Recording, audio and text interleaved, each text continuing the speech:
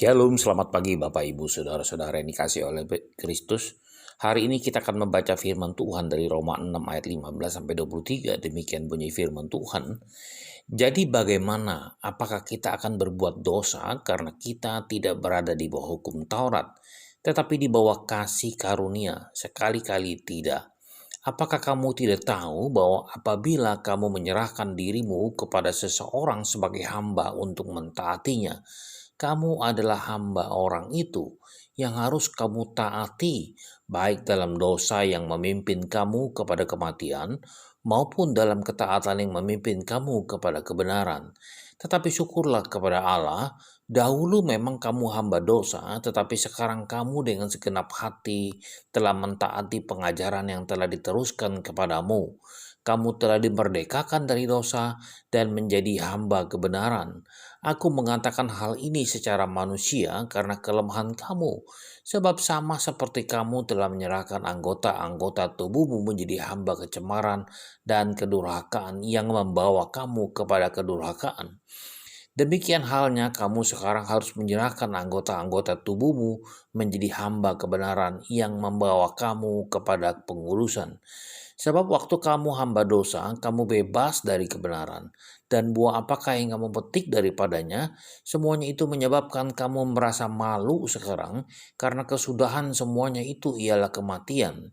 Tetapi sekarang setelah kamu diberdekakan dari dosa, dan setelah kamu menjadi hamba Allah, kamu beroleh buah yang membawa kamu kepada pengudusan, dan sebagai kesudahannya ialah hidup yang kekal, sebab upah dosa ialah maut. Tetapi karunia Allah ialah hidup yang kekal dalam Kristus Yesus Tuhan kita. Saudara yang dikasih oleh Tuhan Yesus Kristus, saya akan menambahkan satu buah ayat dari Kisah Para Rasul 4 ayat yang ke-12. Dan keselamatan tidak ada di dalam siapapun juga selain di dalam Dia. Sebab di bawah kolong langit ini tidak ada nama lain yang diberikan kepada manusia yang olehnya kita dapat diselamatkan. Saudara yang dikasih oleh Tuhan Yesus Kristus, menjadi murid Kristus yang sejati itu berarti kita harus melatih diri dan mengembangkan kebiasaan hidup yang baik dan benar, saudara. Kita mulai dengan bagaimana cara kita berkata-kata, kita mulai dengan cara kita bagaimana kita bersikap, cara berpikir kita dan juga perilaku kita sehari-hari, saudara. Karena di dalam Kristus kita adalah ciptaan baru, yang lama sudah berlalu, sesungguhnya yang baru sudah datang. Kita harus mempunyai satu komitmen untuk meninggalkan kebiasaan hidup lama kita, saudara, yang tidak sesuai dengan firman Tuhan, dan melatih diri kita membentuk kebiasaan untuk hidup yang baru. Nah, saudara, itu pun juga harus kita lakukan dengan sukarela dan tanpa paksaan dari pihak lain. Kita tidak lagi menyerahkan tubuh kita untuk dipakai sebagai senjata kelaliman, tetapi justru serahkanlah dirimu kepada Allah sebagai orang-orang yang dahulu mati, tetapi yang sekarang hidup, dan serahkanlah anggota-anggota tubuhmu kepada Allah untuk menjadi senjata-senjata kebenaran. Saudara, apakah yang menjadi kebiasaan kita? Mungkin ada yang setelah kita bangun tidur terbiasa minum kopi sambil melihat bicara.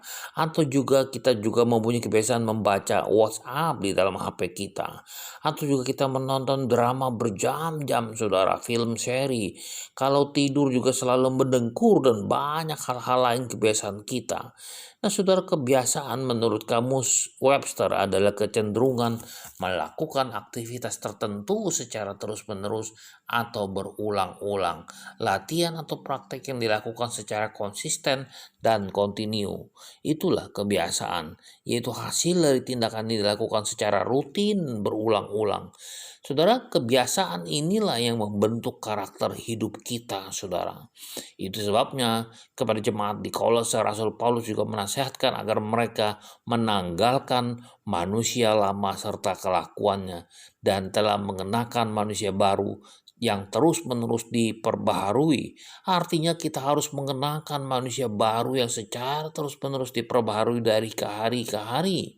Saudara, hal apa saja yang harus kita lakukan, harus kita latih di dalam kehidupan kita, supaya menjadi satu kebiasaan di dalam kehidupan kita untuk menjadi pola hidup yang baru, saudara.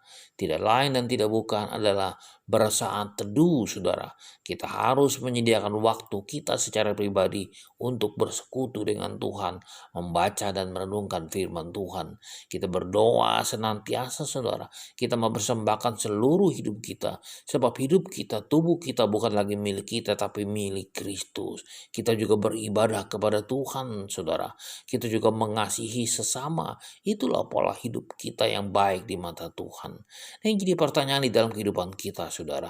Sudahkah kita memiliki kebiasaan hidup yang benar, yang menunjukkan citra diri kita sebagai murid-murid Kristus atau sebagai pengikut Kristus?